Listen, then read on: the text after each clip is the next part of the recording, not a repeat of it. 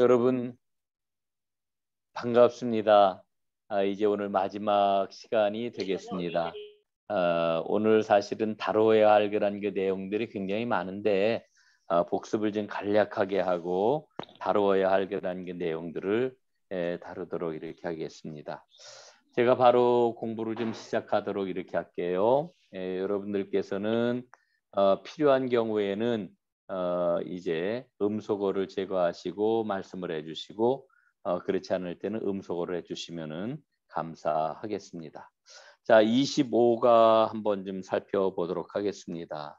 자, 25가는 여러분 말씀을 드렸던 것처럼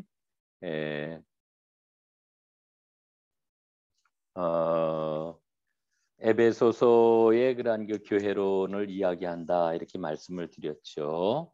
그래서 25가는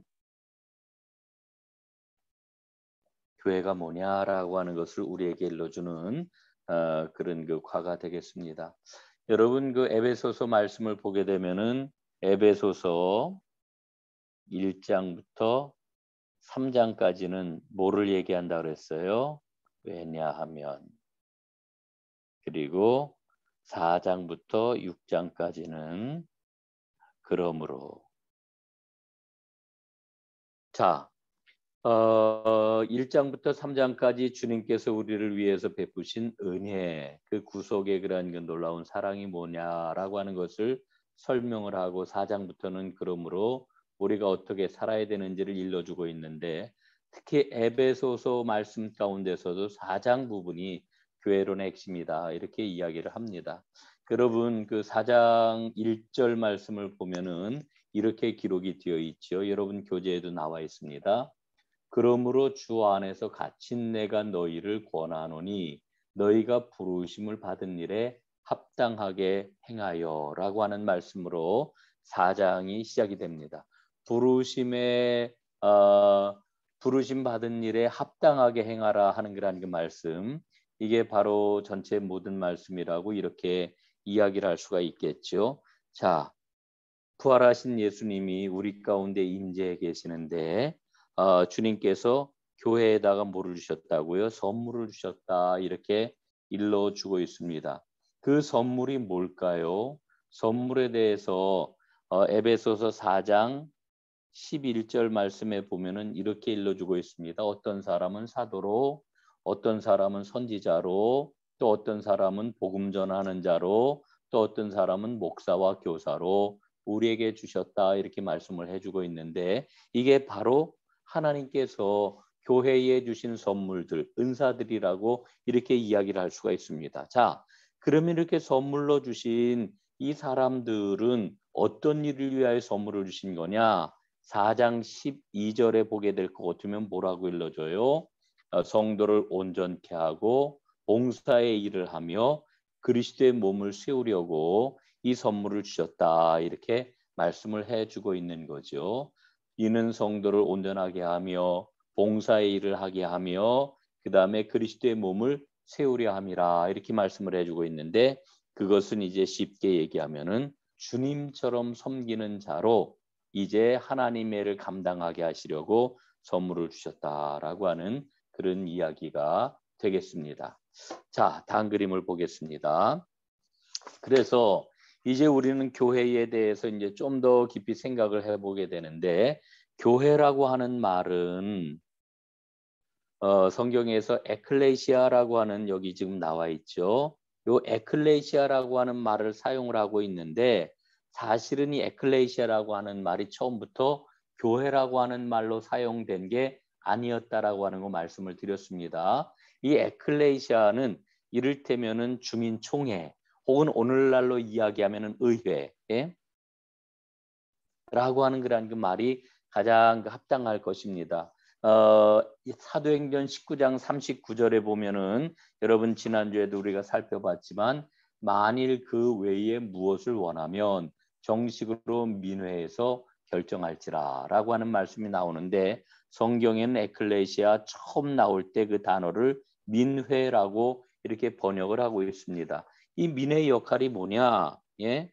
에클레시아의 역할이 뭐냐면 의회의 그런 그 역할인데 지도자를 세우고 국방력에 대한 문제를 논의해서 결정을 하고 그리고 공공건축물을 세우고 그리고 공동체의 재정과 금융에 대한 모든 것들을 논의하는 이와 같은 그러니까 모든 살림살이를 논의하는 그런 그 자리 오늘날의 그런 그 의회라고 이렇게 이야기를 할 수가 있겠죠. 이게 바로 에클레시아라고 하는 거예요. 그래서 사람들은 에클레시아에 모여서 논의하고 결정하고 모여서 논의하고 결정을 합니다. 그런 다음에는 어떻게 해요? 흩어지고 예? 그 일이 끝나면 흩어지는 거예요. 자기 삶의 자리로 가요. 예? 그래서 모이고 흩어지고 이게 바로 에클레시아라고 하는 이 말의 의미였다라고 하는 거죠. 자, 그런데 바로 하나님께서는 이 에클레시아 민회 의회라고 하는 이 단어를 교회에다가 그대로 사용을 하게 하셨습니다. 그래서 그 이름을 가져다가 교회라고 하는 이름을 사용을 하게 하셨는데 교회에서는 어떤 일을 합니까? 에클레시아에서 하는 일을 우리가 앞에 살펴봤습니다마는 교회에서 하는 일은 바로 예수 그리스도께서 이 땅에 오셔서 우리를 구원하시기 위해 우리를 섬기고 우리를 사랑하신 그 모든 일, 주님의 섬김과 십자가 죽으심과 부활에 관한 그런 그 복음 이것을 이제 배우고 익히고 하나님께 경배하고 찬양하고 그리고 다시 삶의 자리로 나가는 거죠. 모여서 예배하고. 그래서 제가 그 예배에 대해서는 세 가지 측면을 얘기를 했어요. 예배의 첫 번째는 어떤 측면이라 그랬습니까? 부르심을 받는 예배. 예? 부르심. 두 번째는 세우심의 예배. 세 번째는 보내심의 예배. 이 예배의 그런 그 세 가지 요소에 대해서도 말씀을 드렸습니다마는 여기에 교회의 모든 것이 사실은 다 담겨 있는 거예요. 하나님이 부르셨어요.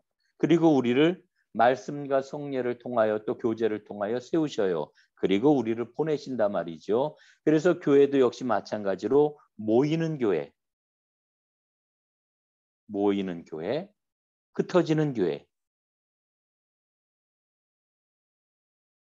이게 교회의 본래적인 모습이라고 하는 거죠. 그런데 오늘날 많은 교회들이 모이는 교회에는 열심을 내는데 흩어지는 그런 그 교회에 대해서는 무지하거나 이거를 강조하지 않거나 잊어버리고 이제 지내는 경우를 우리가 많이 보게 되는 거죠. 자, 그래서 각자 삶의 자리에 우리는 삶의 자리에서 교회로 모였다 다시 삶의 자리로 나가게 되는 겁니다. 그래서 여기다가 나는 지금 어떠한 그러한 그 일을 하고 있는지 나의 삶의 자리는 어떻게 표현할 수 있는지 그림을 한번 그려보자라고 하는 이야기를 했습니다.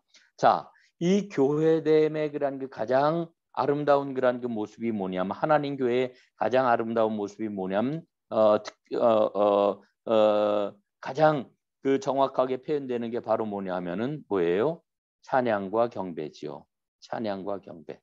삶의 자리에서 찬양과 경배를 하는 두 손을 높이 들고 감사와 찬양을 올려드리는 이와 같은 삶의 모습이 교회의 진정한 모습이다. 이렇게 이야기할 수 있는 겁니다. 자, 그런데 여기에 비해 가지고 사탄의 교회가 있습니다. 사탄의 교회. 사탄의 교회라고 하는 건 어떤 거냐?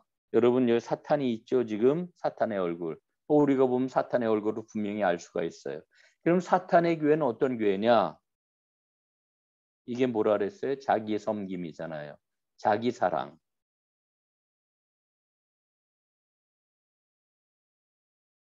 자기 사랑, 자기 섬김. 이 모습이 바로 사탄의 교회의 가장 대표적인 모습이다. 이렇게 이야기할 수가 있습니다. 사람들이 모이기는 모이는데 왜 모여요? 자기만을 위해서 모이는 거예요. 사람들이 예배를 하긴 하는데 자기만을 위해서 예배하는 거예요. 사람들이 뭔가 봉사하고 뭔가 하나님의 일을 하는데 자기 자신을 위해서만 일을 하는 거예요. 이게 바로 사탄의 교회라고 이렇게 이야기할 수 있습니다. 자, 여러분, 지난주에 여러분들에게 그런 말씀을 드렸어요. 거룩한 것과 세속적인 것을 어떻게 구별하느냐 하면은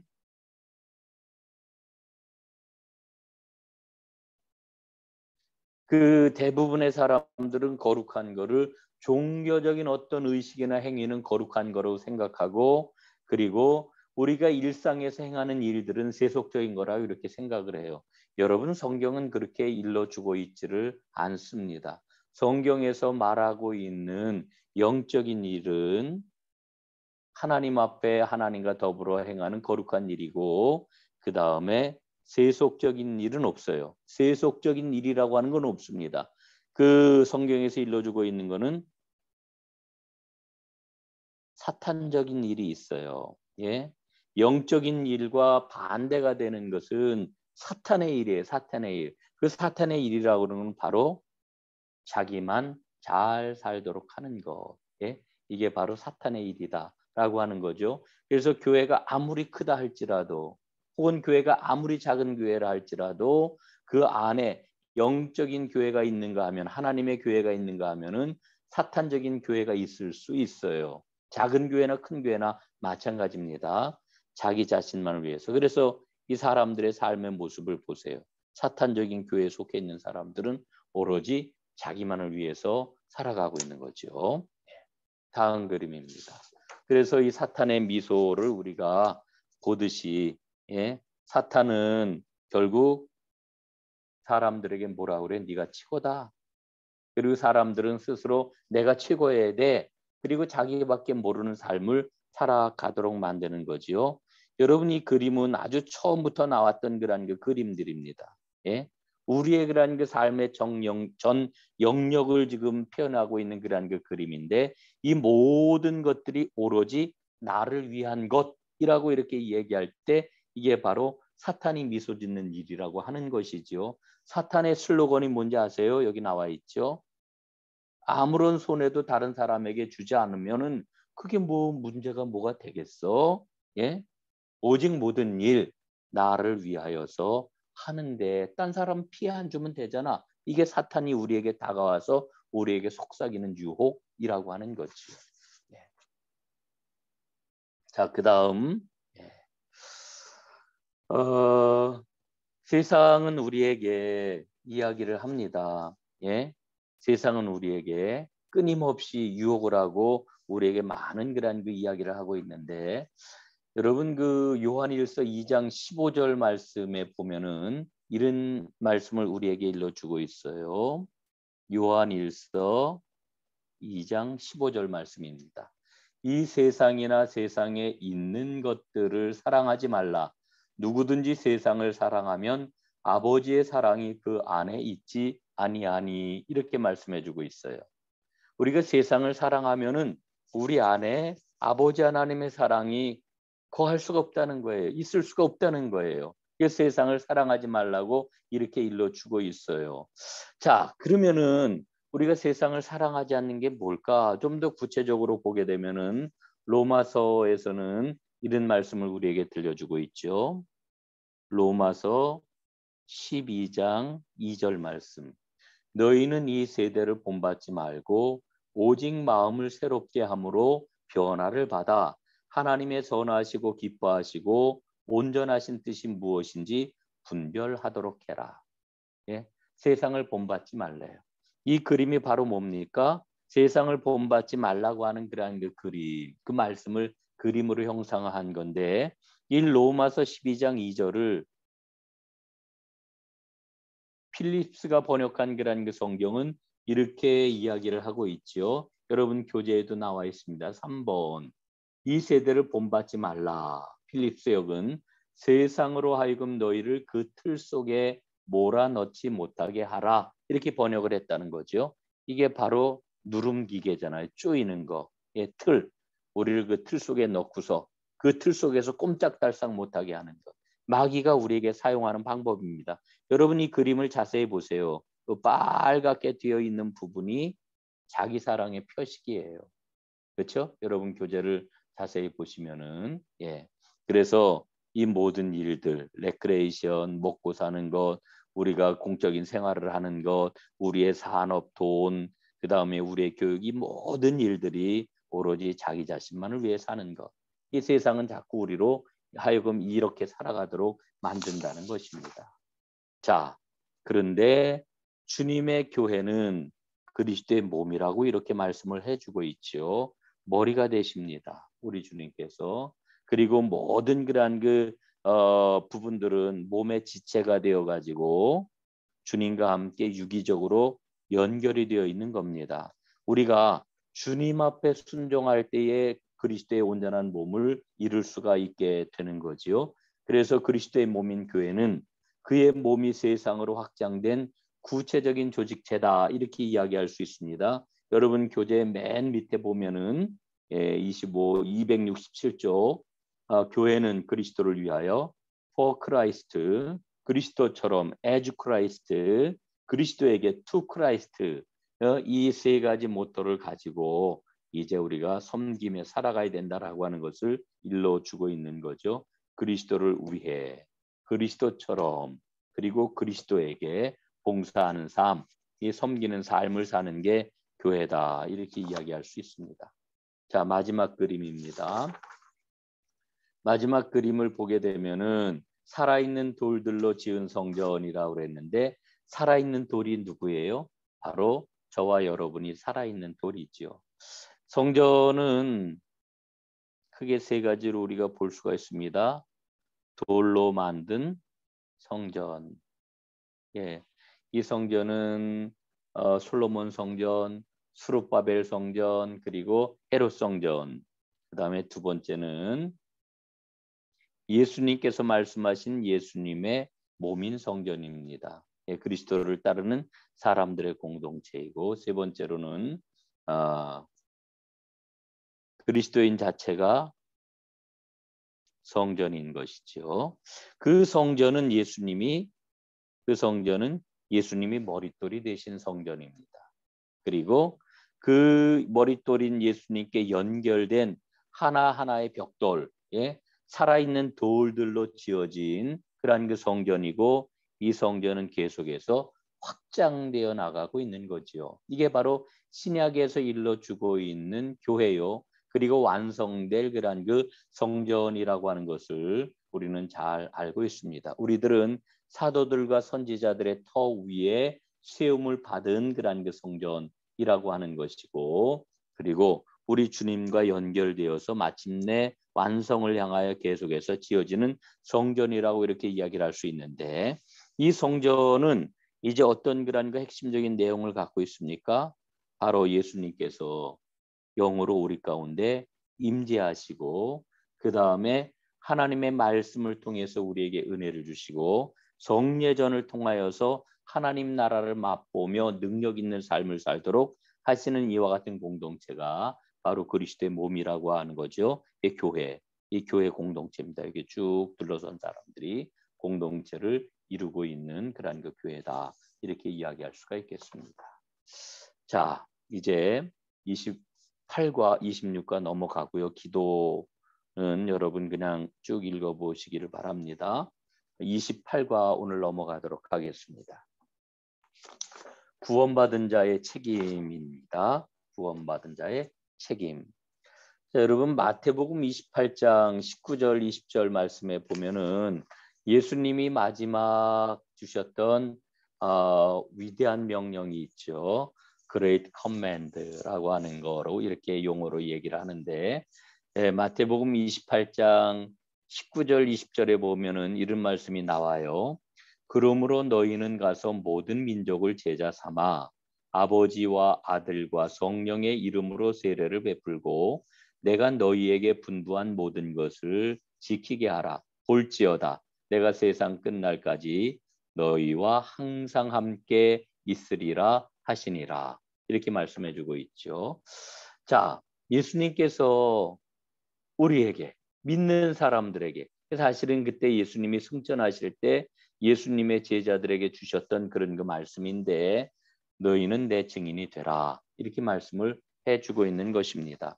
여러분 이 그림을 보게 될 것 같으면은 자, 이 예루살렘이 지금 핵심으로 거점으로 다 지금 이렇게 지금 제시가 되고 있고 예루살렘에서부터 지금 십자가가 쭉 뻗어나가고 있죠. 세상 끝까지 쭉 뻗어나가고 이 예루살렘을 중심으로 이렇게 동심원이 그려지고 있는 것을 우리가 보게 되는 겁니다. 자, 여러분 사도행전 1장 8절 말씀 다 기억하고 계시잖아요. 예? 성령이 너희에게 임하시면 너희가 권능을 받고 예루살렘과 온 유대와 사마리아와 땅 끝까지 이르러 내 증인이 되리라. 이렇게 말씀을 하셨죠. 이게 바로 그것을 형상화하고 있는 그런 그림이라고 이렇게 이야기할 수 있습니다. 그러면은 우리가 이제 복음을 전하는 증인이 되어야 되는데 이 복음의 핵심적인 내용이 뭐겠습니까? 바로 이겁니다. 예. 요 네모 박스 안에 있는 것, 왕이신 우리 예수님이 이 땅에 종으로 오셔서 우리를 섬기시고 우리를 살리시기 위해 십자가에 달려 죽으시고 장사되었다 부활하셔서 승천하신 그 주님, 그리고 오늘도 성령으로 우리 가운데 함께 하시는 그 주님, 이게 바로 우리가 증언해야 할 복음의 그런 핵심적인 그런 내용이라고 이렇게 이야기를 할 수가 있겠습니다. 자, 우리가 보게 되면은 이 처음 시작은 예루살렘부터 시작이 되었지만은 이제 땅 끝까지 이르러 내 증인이 되리라 말씀을 하셨는데 이 땅 끝 여기가 로마입니다. 당시로서는 로마가 예루살렘에서 로마까지 가는 것은 너무나 멀고 험한 그런 그 일이었고요.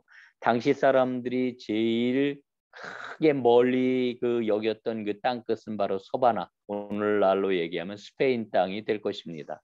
그래서 사도 바울도 자신이 서바나에 가서 복음을 전하겠다. 로마 교회에 그런 그 도움이 필요하다라고 하는 이야기를 계속 이야기를 했던 거죠. 자, 다시 한번 정리를 합니다. 너희는 내 증인이 되어야 한다 말씀을 하시는데 그 증인이 될 때의 증거의 내용이 뭡니까? 예수님은 메시아이시다. 그분은 종으로서 생활을 하셨다. 십자가에 달려 죽으셨다. 그리고 부활하셨다. 승천하시고 지금 성령으로 우리 가운데 함께 하신다라고 하는 그런 내용이 되겠습니다. 자, 다음 그림입니다. 자, 그러면은 실질적으로 여러분 오늘 이게 이제 핵심적인 그런 내용이 되겠는데요. 증인의 삶을 산다는 것은 우리 모두 다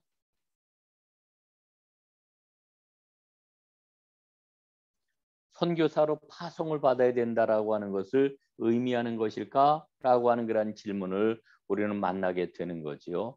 자, 이명재 집사님, 유구미 집사님, 또 이용순 권사님, 정의순 권사님, 이진수 성도님, 제 컴퓨터에 지금 맨 위에 있는 분들이라 지금 제가 여기까지 이름을 부른 거예요. 이분들은 다 선교사로 나가서 땅 끝까지 가서 증인이 되어야 됩니다. 이렇게 이야기를 한다라고 하면은 어떻게 여러분들 준비가 다 되셔서 그래 내가 선교사로 가야지 아멘 이러고 나가시겠습니까? 아마 보통 그렇지 못할 거예요. 왜냐하면은 우리는 우리의 삶이 있기 때문에 그래요. 그럼 모든 사람들이 다 선교사가 되어가지고 땅 끝으로 간다라고 하면은 여러분 삶이 어떻게 될까요? 하나님이 원하시는 것은 그게 아니에요. 그러면은 우리가 증인된 삶을 사는 게 과연 무엇일까? 한번 좀 생각을 해보시죠. 자, 여러분 지금 요 그림은 뭘까요? 예? 이것은 시내산에서 하나님께서 말씀을 주셨을 때의 증거판입니다. 돌판이에요. 여러분 돌판 우리가 잘 알고 있는 것처럼 그 하나님이 주신 율법, 예? 언약 계획이라는 게 내용이 뭐라 그랬습니까? 첫째는 뭐예요? 전문. 그렇죠? 예, 하나님이 누구신지. 두 번째 역사적 진술. 이 내용이 1번, 2번 지금 다시 한번 얘기하는 거예요. 그리고 이 전문 하나님은 누구시고 그리고 하나님이 어떤 일을 이루셨고 이거를 이야기한 다음에 세 번째 하나님이 주시는 게 뭡니까? 규정들이잖아요. 규정들. 자, 이를테면은 10계명, 1계명부터 10계명까지 10계명까지 쭉 주시잖아요. 이런 그 규정이 요 안에 담겨 있는 거죠. 그다음에 4번이 뭡니까? 열심히 반복해서 읽어라. 그리고 성경 통독하는 이유가 거기 있어요. 재독해라. 거듭거듭해서 읽어라. 그 다음에 5번째 5번이 뭡니까? 허다한 증인들이 있다라고 하는 거죠. 말씀에 대한 증인들. 그 다음에 6번째가 무엇입니까? 축복과 저주. 예. 이게 이제 우리가 알고 있는 그 계명들의 그러한 그 내용인데, 자, 여러분 우리가 증인으로 산다라고 하는 이 말의 의미는 예? 우리가 제사장으로 산다라고 하는 것을 말해요. 예? 제사장으로.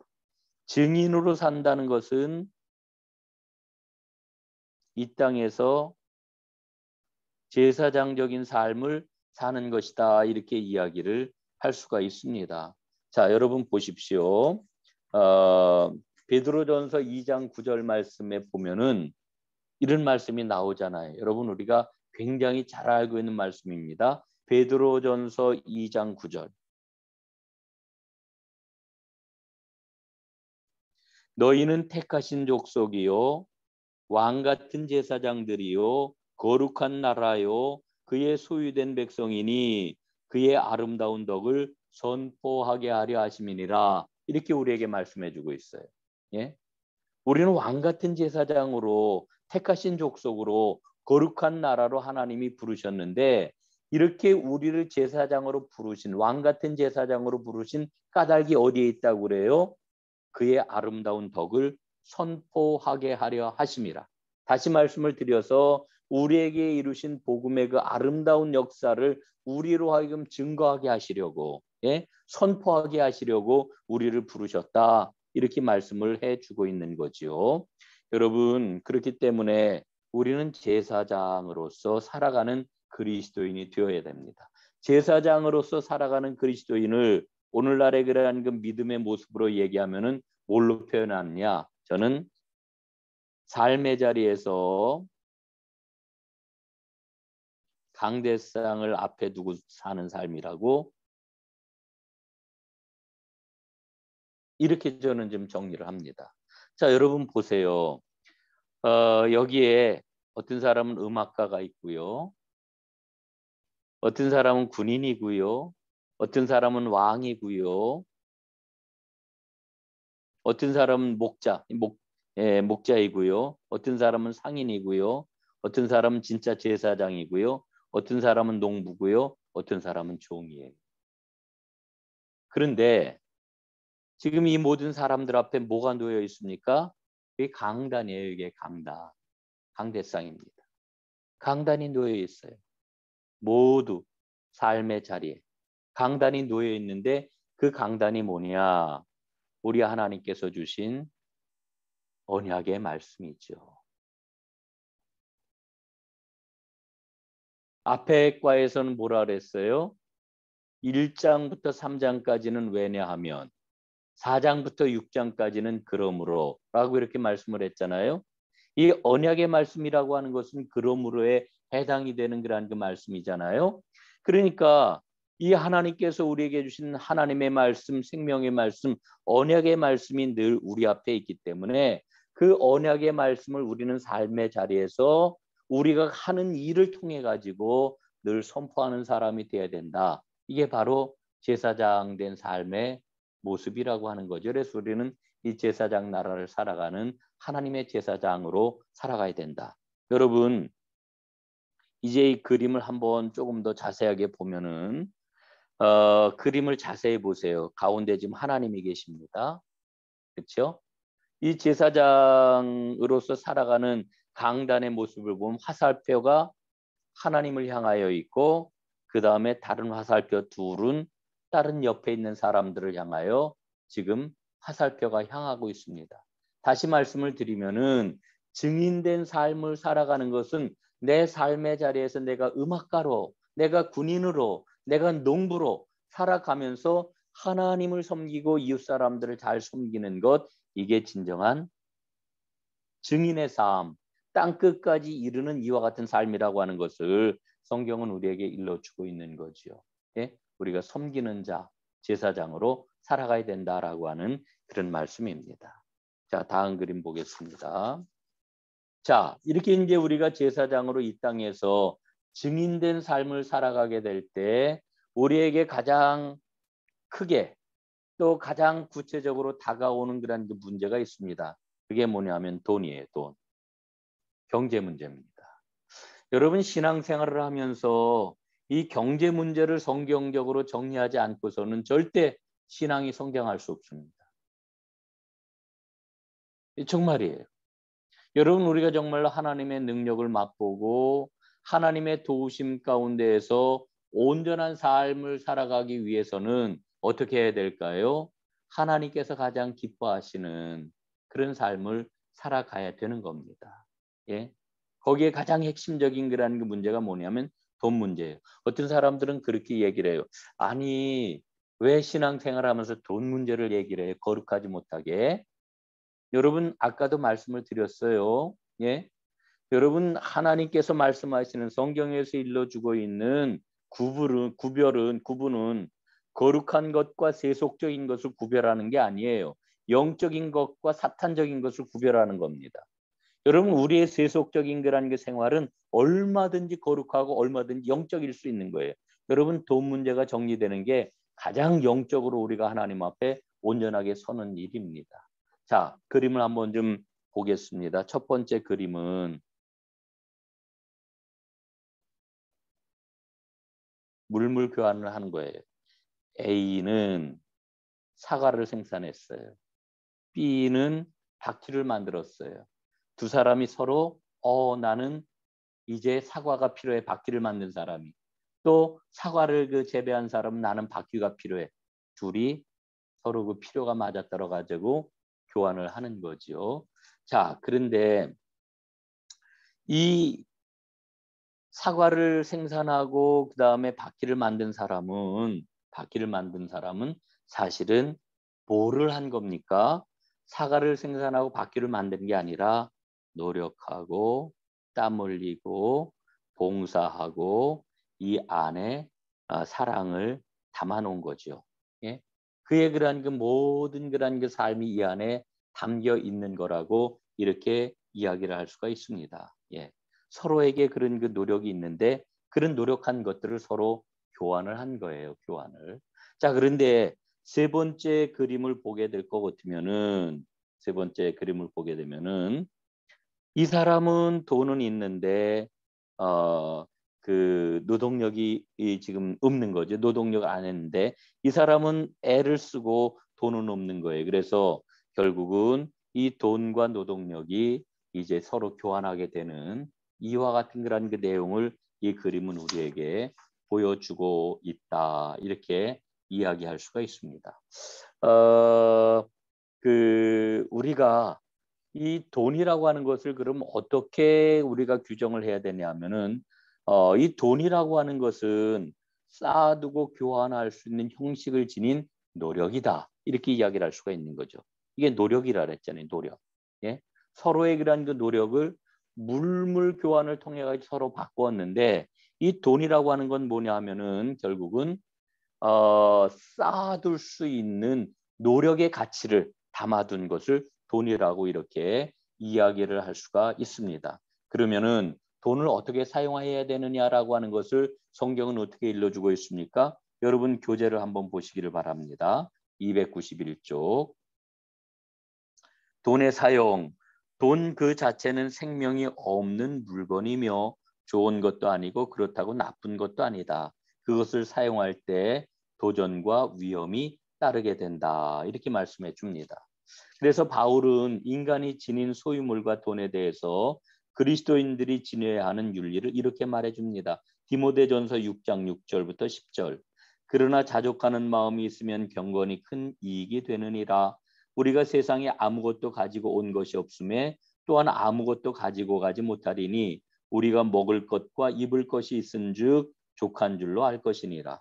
부하려 하는 자들은 시험과 올무와 여러 가지 어리석고 해로운 정욕에 떨어지나니 곧 사람으로 파멸과 멸망에 빠지게 하는 것이라. 돈을 사랑함이 일만하게 뿌리가 되나니 이것을 탐내는 자들이 미혹을 받아 믿음에서 떠나 많은 근심으로써 자기를 찔렀도다. 이렇게 말씀을 합니다. 돈이 일만하게 뿌리가 되는 게 아니고요. 돈을 사랑하는 게 일만하게 뿌리가 된다. 이렇게 우리에게 일러주고 있습니다. 우리는 돈을 사랑해서는 안 되고요. 돈은 철저하게 사랑의 도구가 되어야 됩니다. 이게 성경에서 우리에게 가르쳐 주고 있는 돈에 대한 분명한 그런 그 믿음이죠. 우리는 다만 하나님과 이웃만을 사랑해야 되기 때문에 그런 거죠. 그래서 고린도전서 10장 31절에 보면 4번 한번 보세요.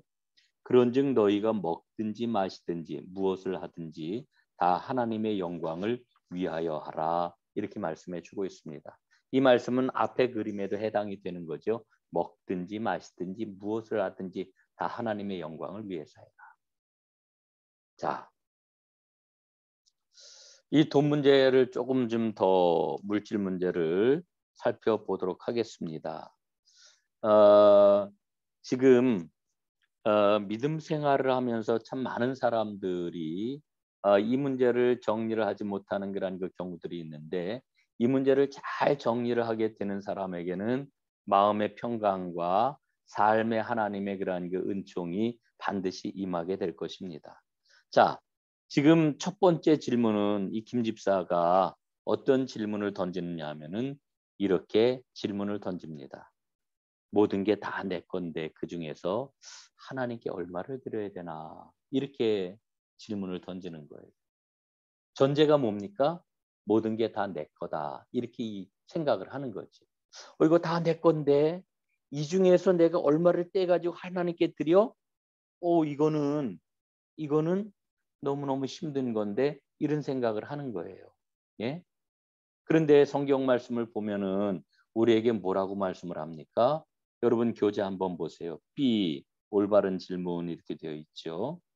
우리는 아무것도 소유하고 있지 않다. 하나님은 우리의 몸을 비롯해 생명이죠. 비롯해서 모든 것을 만드시고 소유하시는 분이시다. 자, 출애굽기 19장 5절에 보면 세계가 다 내게 속하였나니 이렇게 일러주고 있고요. 학개에서 2장 8절 말씀에 보면은 은도 내 것이요 금도 내 것이니라 만군의 여호와의 말이니라.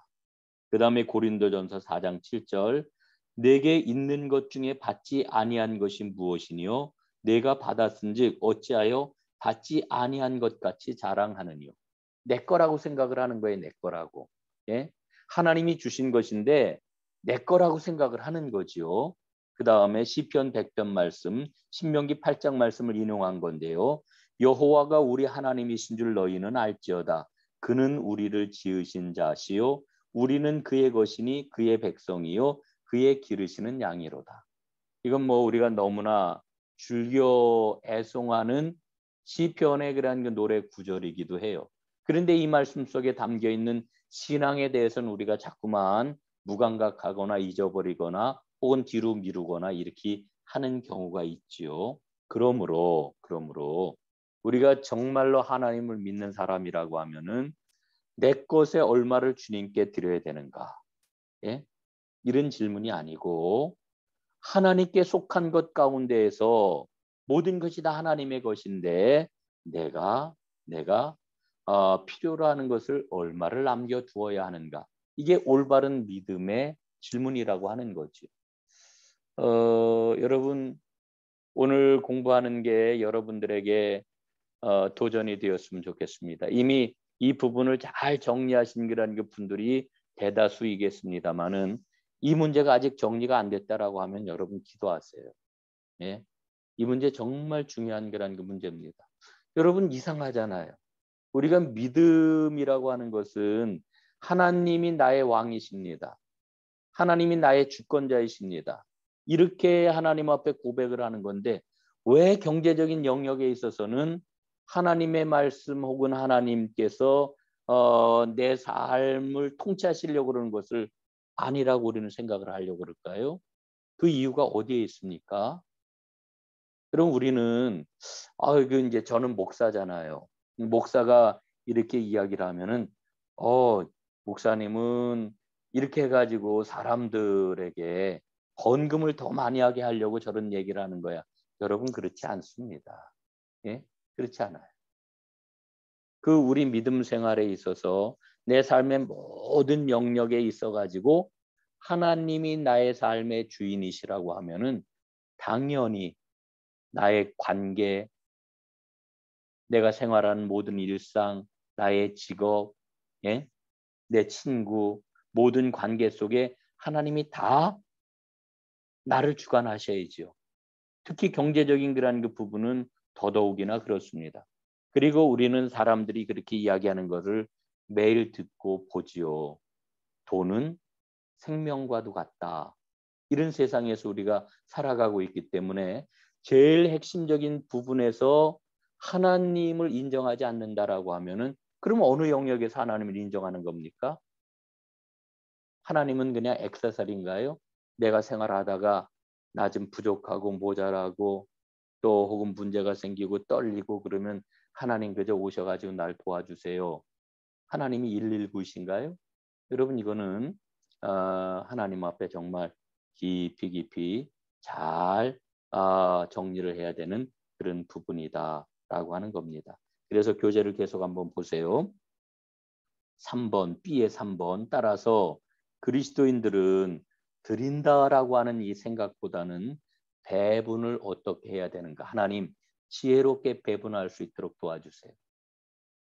이게 우리 그리스도인들의 경제관이 되어야 되는 것이지요. 그래서 전통적으로 앞가에서 말씀을 드렸던 것처럼 영적인 것과 세속적인 것 그런 건 없습니다. 여러분 물질이 여러분 세속적이라고 생각하지 마세요. 물질이 사실은 가장 영적인 문제예요. 물질 문제가 가장 영적인 문제입니다. 여러분 매일매일 우리가 직장에서 생활하고 있는 게 나의 영적인 상황을 드러내는 겁니다. 성경은 영적인 것과 세속적인 것을 구별하지 않아요. 성경은 영적인 것과 사탄적인 것을 구별을 합니다. 그걸 잘 구별하는 진정으로 하나님의 사람이 꼭 될 수 있기를 바라겠습니다. 자, 다음 그림 보겠습니다. 예. 29가 2단인데요. 이거 간략하게 좀 말씀을 드리겠습니다. 영지주의 이야기인데요.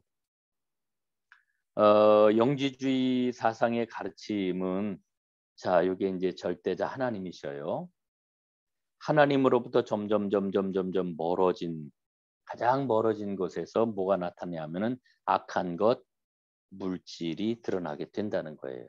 그래서 이 세상과 인간, 이 물질적인 세상과 인간을 창조한 그런 그 신은 가장 하등의 신이다 이렇게 이야기를 하고 있는 거지요. 예. 그래서 이 아이온들이 점점 멀어지면은 멀어지면은 하나님으로부터 멀어지면은 그 열등한 그 신이라고 그러는 거예요. 그래서 영지주의에서는 뭐 여러분 기본적인 구도는 알잖아요. 영은 거룩한 것, 물질은 더러운 것,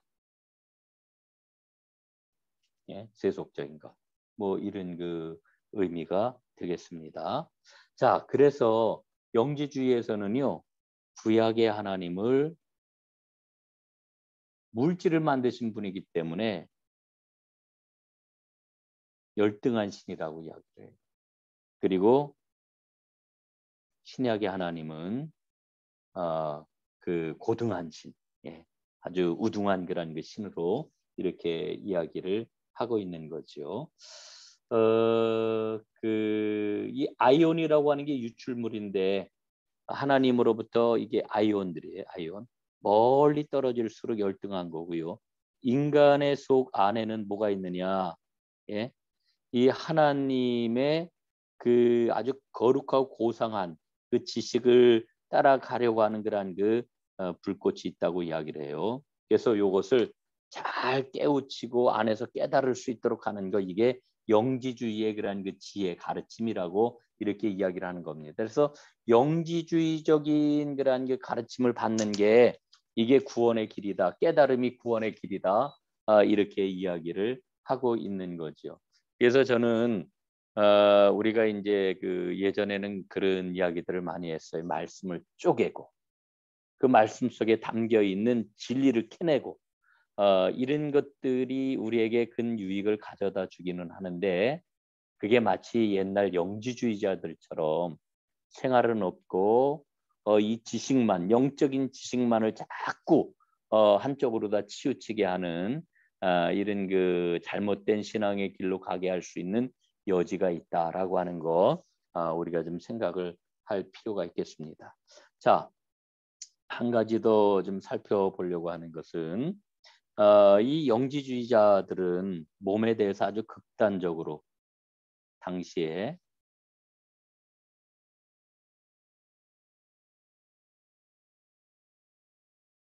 몸에 대해서 두 가지 태도를 갖고 있었어요. 하나는 즐겨라. 쾌락주의입니다. 또 하나는 절제해라. 이거는 금욕주의죠. 쾌락주의와 그다음에 금욕주의가 영지주의의 가르침 안에 두 파가 있었다라고 하는 그런 그 이야기입니다. 왜 즐기라고 이야기를 하느냐면은 몸이라고 하는 것은 이건 더러운 거기 때문에 없어질 것이기 때문에 구속받지 않기 몸에 대해서는 전혀 신경을 안 써도 된다. 그러니까 뭐 즐기고 쾌락을 누려도 아무런 상관이 없다. 이렇게 이야기하는 쾌락주의가 여기서 나온 거고요.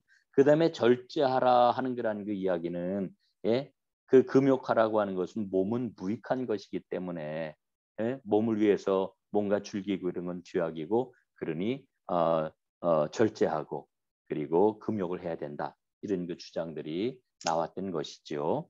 자, 우리가 이 영지주의를 보면서 요한서신을 우리는 생각을 하게 됩니다. 영지주의 사상이 갖고 있는 위험성이 뭐냐 하면은요. 자, 이거는 역사적인 예수님, 이 땅에 오신 인간 예수님을 이야기를 하는 거예요. 이 역사적인 예수님이 이제 요단강에서 요한에게 세례를 받으실 때 그때에 이 세례를 받으실 때 이야기예요. 그리스도가 영이신 그리스도가 인간 예수에게 임하였다는 거예요. 그래서 예수님의 공생애 때에 예수님 안에서 역사하고 작용했던 것은 바로 뭐예요? 예, 이 지혜, 영적인 지혜, 그리스도 그분이 그 영적인 일을 다 수행을 하시고 그리고 예수님이 십자가에 달려 죽으시기 전에 그리스도는 떠났다는 거예요. 근데 십자가에서 죽으신 분은 누구예요? 인간 예수만 죽었다. 이렇게 영주주의가 얘기하는 거예요. 자, 무슨 얘기인지 알겠죠? 요단강에 세례 받을 때 영이신 예수님이 오셨고 그 영이신 예수님이 십자가에 달려 죽으시기 전에 예수님을 떠났다. 그런 이야기입니다. 이거 이렇게 가르쳤으니까 여러분 이 초대교회에서 영지주의자들이 들어와 가지고서 가르쳤던 거라는 게 내용이거든요. 얼마나 혼란스러웠겠어요. 예? 여러분 이 영지주의 사상이 이렇게 위험한데 여러분 교재를 한번 보세요. 교재를. 그래서 사실은 우리가 요한서신, 요한일서, 요한이서, 요한삼서를 그냥 단순하게 사랑의 서신 그러는데 이거는 적절하지가 않아요. 이 요한서신은 영지주의자들과 싸우는 투쟁의 서신이에요. 엄청난 그런 그 진리를 지키고자 하는 투쟁의 서신이 바로 요한서신이라고 하는 거죠. 자, 여러분 교재 한번 보시기를 바랍니다. 영지주의자들은 1번 하나님은 예수 그리스도 안에서 육신을 입으셨다는 사실을 부인했다. 예? 요한일서 4장 2절 3절 말씀 볼게요. 곧 예수 그리스도께서 육체로 오신 것을 시인하는 영마다 하나님께 속한 것이요. 무슨 얘기인지 알겠죠?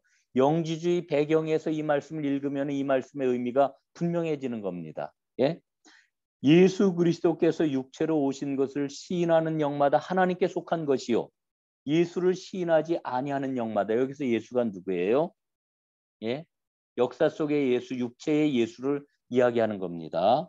그래서 예수를 시인하지 않은 영마다 하나님께 속한 것이 아니니 이렇게 말씀을 해주고 있는 거죠. 예. 그 다음 두 번째, 죄를 심각하게 다루지 않았습니다. 영지주의는 요한일서 1장 8절 9절입니다. 만일 우리가 죄 없다 하면 스스로 속이고 또 진리가 우리 속에 있지 아니할 것이요. 여러분 왜 죄가 없다고 얘기를 했을까요? 죄를 심각하게 다루지 않았던 이유가 뭐예요? 앞에서 일러줬잖아요. 예? 이 몸이라고 하는 것은 악한 것이기 때문에 아무렇게나 대해도 된다는 거예요. 이 땅에서의 우리의 삶은 예? 몸을 가지고 살아가는 이 땅 위에서의 삶은 아무렇게나 해도 상관이 없어. 다만 우리 안에서 영적인 지식을 깨닫기만 하면은 그럼 우리는 구원을 받는다 이거예요.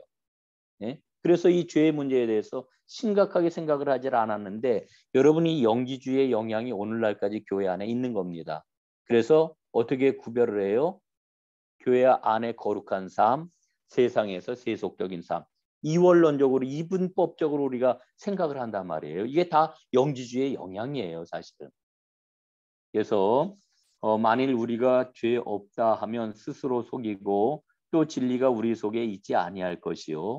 만일 우리가 우리 죄를 자백하면 저는 미쁘시고 의로우사 우리 죄를 사하시며 모든 불의에서 우리를 깨끗게 하실 것이요. 예.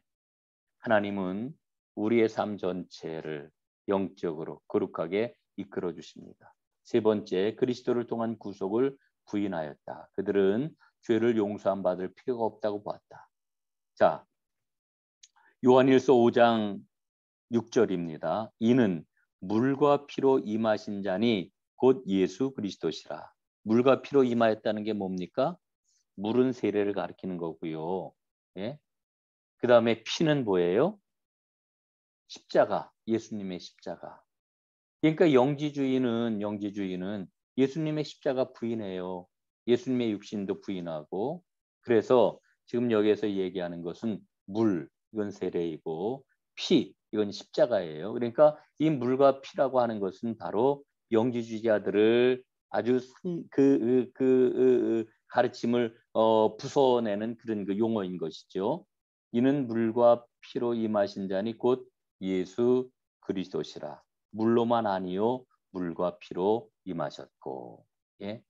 우리 주님은 영지주의자들은 뭐라 그랬어요? 물로 임하였다. 이렇게 이야기를 했거든요. 물로 세례를 받을 때 그리스도가 임하였다 이렇게 얘기한 거거든요. 예, 그 다음에 네 번째, 추종자들 가운데 교만한 사이비 근성을 조장시켰다. 다른 사람들은 영지주의의 사상에 최고 지식을 취할 수 없다고 그들은 생각했다. 여러분이 지식이라고 하는 것은 교만하게 만들잖아요.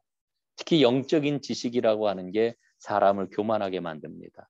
그래서 사실은 성경 말씀을 아주 지식적으로 영적인 그런 그 지식적으로 굉장히 정교하게 이렇게 가르치는 거에 대해서 혹은 배우는 거에 대해서 저는 늘 경계를 해요. 예? 정말 경계해야 됩니다. 왜냐하면 지식은 언제나 교만함을 가져오기 때문에 그런 거거든요. 자, 그래서 그 신봉자들은 다른 사람들을 섬기는 생활을 하지 않았습니다. 요한일서 4장 20절 21절 읽어보겠습니다. 누구든지 하나님을 사랑하노라 하고 그 형제를 미워하면 이는 거짓말하는 자니 보는 바 그 형제를 사랑치 아니하는 자가 보지 못하는 바 하나님을 사랑할 수 없느니라. 우리가 이 계명을 주께 받았나니 하나님을 사랑하는 자는 또한 그 형제를 사랑할지니라. 결국 성경은 우리에게 뭐라고 일러주셔요? 하나님이 말씀하시는 바가 뭐예요? 예? 그 영적인 어떤 지식이 아니라 진짜 그의 믿음과 하나님이 기뻐하시는 삶은 뭐라는 거예요? 섬기는 거예요. 예수님처럼. 예수님의 뒤를 따라. 예수님이 행하셨던 것처럼. 예수님이 요한복음 13장에서 뭐라고 그러셨어요? 내가 너희에게 새 계명을 주노니 서로 사랑하라. 그 앞에 뭐라고 그러셔요? 예? 내가 너희를 사랑한 것 같이.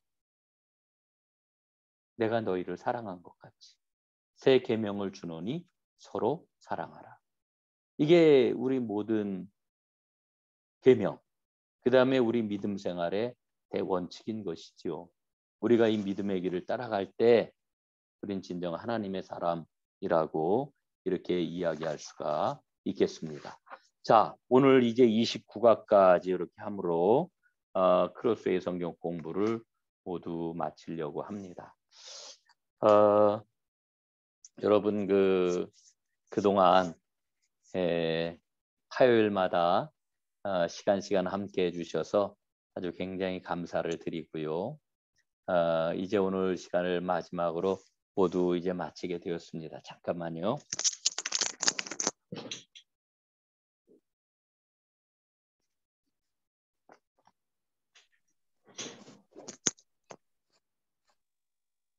이번 돌아오는 그 주일날 당회 때 따로 우리가 뭐 오후 예배 시간이 없기 때문에 수료식을 따로 갖지를 못하고 오후 예배만 우리가 드릴 수 있다라고 하면은 따로 우리 수료 예배를 좀 드려야 되는데, 그래서 당회 때 수료하신 분들 그 시간을 좀 갖도록 이렇게 하겠습니다. 그리고 수료하신 분들에게는 제가 요즘 만난 책 가운데 아주 굉장히 그 우리 신앙 성경을 읽는데 큰 도움이 되는 책을 하나 여러분들에게 이렇게 선물을 해드리려고 합니다. 상징이라고 하는 책인데요. 상징. 성경에 나와 있는 여러 상징들에 대해서 아주 재미있고 그리고 다각적으로 설명을 한 그런 책이 되겠습니다. 그래서 이번 주일날 여러분들에게 이렇게 드리도록 하겠고요. 그 다음에 여러분들하고 한번 오프라인에서 좀 만날 수 있는 시간을 좀 갖도록 해야 되겠다 생각이 됩니다. 그래서 마무리를 그래도 좀 우리가 얼굴을 한번 보고 마무리를 줘야 되는 거 아닌가 이런 생각이 좀 들고요. 그때 뭐 다른 이야기로 이렇게 좀 발전할 수 있으면은 더 좋겠다는 그런 생각 들고 그렇습니다. 자, 그동안 함께 해주신 우리 사랑하는 크로스의 11기 여러분 정말 감사합니다. 이게 생전 처음 하는 줌으로 하는 그런 그 강의, 뭐 때로는 줌을 제가 2번인가 빼먹고 유튜브로 이렇게 강의를 했는데도 불구하고 여러분들이 열심히 참석하시고 여기까지 함께 달려오셔서 정말 감사를 드립니다. 여러분 감사하고 사랑하고 그리고 믿음이 주 안에서 힘차게 자라날 수 있기를 간절히 바라겠습니다. 자, 혹시 하실 말씀이나 질문이나 있으신가요? 음소거 하시고 얘기하시면 됩니다.